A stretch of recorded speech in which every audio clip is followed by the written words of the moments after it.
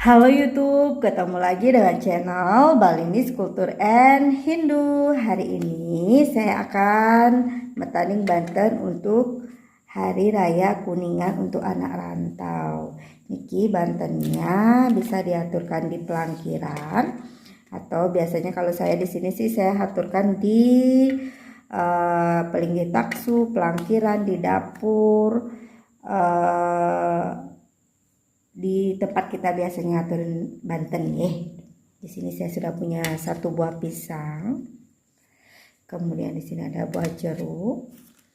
Ada buah lokal yaitu buah manggis.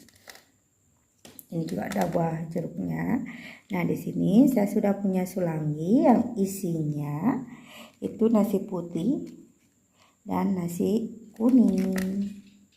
Kemudian di sini juga ada rasmennya.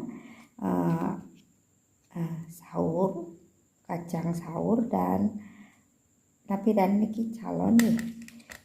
Dan tidak lupa jajannya. Di sini kebetulan saya punya keripik ayam. Kemudian di sini ada jajan snack untuk anak-anak lah.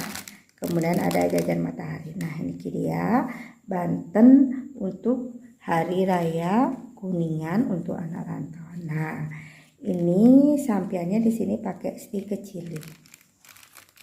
Sudah jadi Bantennya. Sederhana. Yang penting ingat Banten di tanah rantau.